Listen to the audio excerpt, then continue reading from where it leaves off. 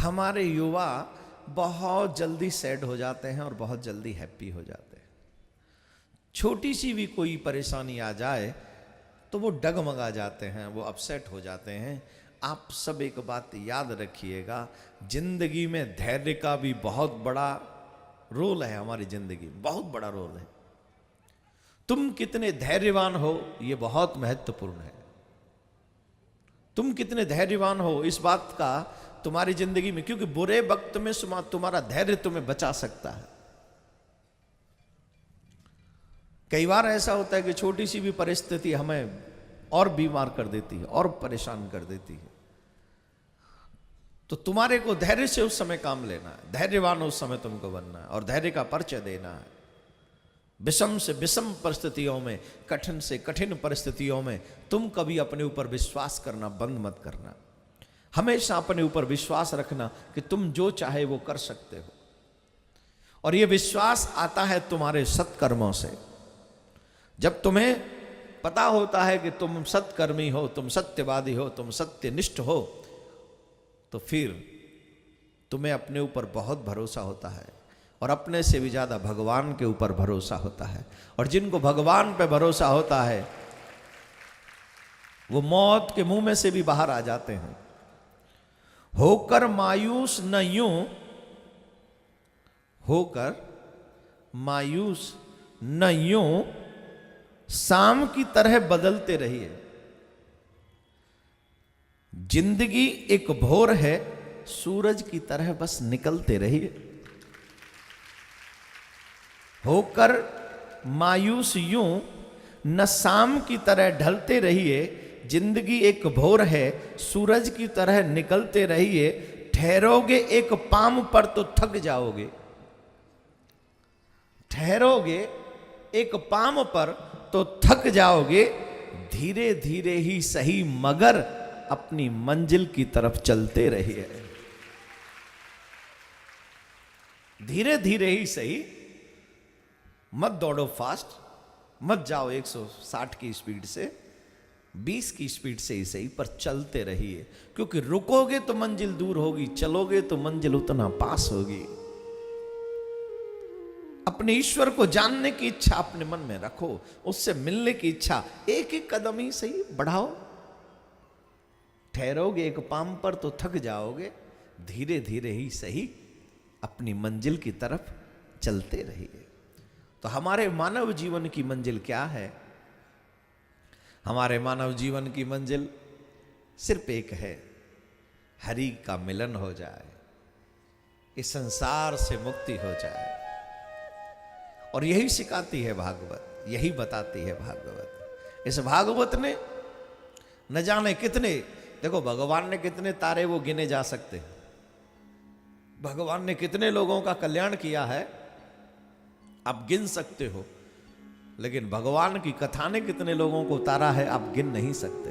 अनगिनत लोगों को उतारा है। मेरे से एक व्यक्ति ने कहा, एक व्यक्ति ने मेरे से कहा कि महाराज, जब एक कंस था तो कृष्ण आए और कंस को मार दिया। अब तो घर घर में कंस बैठा है, अब कृष्ण, कितने कृष्ण आएंगे? मैंने कहा उस समय अच्छे लोगों का समय था, तो एक कंस आया तो एक कृष्ण आ गए और कृष्ण ने आकर मार दिया कंस को, पृथ्वी का भार उतर गया। लेकिन आजकल घर घर में कंस के चेला और कंस जैसे लोग इकट्ठे हो रहे हैं, तो इतने लोगों को मारने के लिए कृष्ण नहीं, कृष्ण की कथा ही आएगी। भगवान की कथा ही है जो हमारे मन में पनप रहे, कंस का वध करेगी। और कथा ही है, क्योंकि कंस जैसे तो हम बलवान भी नहीं है, रावण जैसे तो हम बलवान भी नहीं है, और हमारे लिए तो कथा ही पर्याप्त है।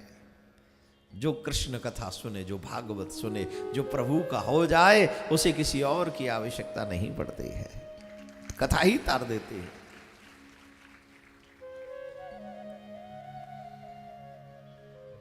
कल का क्रम याद करे परम श्रद्धेय सुखदेव जी महाराज, वैराग्य के चक्र चूड़ामणि, गंगा के तट पर विराजमान होकर राजा परीक्षित को कथा सुना रहे हैं।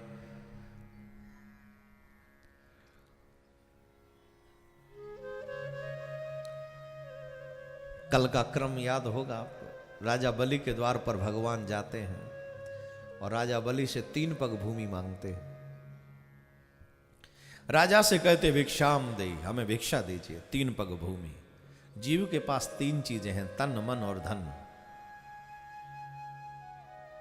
कहने को आप रोज आरती में गाते हो, तन मन और धन और जीवन सब कुछ है तेरा, पर सच यह है, सच तो यही है कि उसी का ही है, पर हम मानते कुछ नहीं है। हमारा मन एग्री नहीं करता है कि सब कुछ है तेरा, हम तो यही कहते हैं सब कुछ है मेरा। ये सब मेरा ही है सरकार, आपका कुछ नहीं है। You are nothing, I am everything. और जब मुसीबत में गिर जाए तब याद आती है you are everything, I am nothing. लेकिन फिर पछताए हो तो कहा जब चिड़िया चुग गई खेत।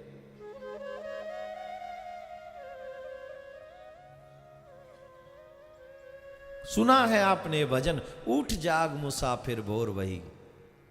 सुना है, वो सुना है, उठे हो कभी? अभी सर्दी चल रही है, कोई कंबल हिला दे तो ऐसा लगता है कि काल क्या हमारा शत्रु होगा, जो ये शत्रु है हमारा। कंबल हिला दिया सर्दी में। और भयंकर शत्रु जो ठंडे हाथ लगा दे, हा। हम 2 घंटे से अपने हाथ पांव गर्म करके बैठे हों और कोई बाहर से आकर हाथ लगा दे तो बाप रे, है ना। सब कुछ है मेरा, ऐसा नहीं। तन मन धन ये भगवान का है। लेकिन दुनिया जो चाहती है, तुम्हारा मन नहीं चाहती है दुनिया। राधे राधे बोलेंगे, जोर से बोलेंगे, थोड़ा और जोर से।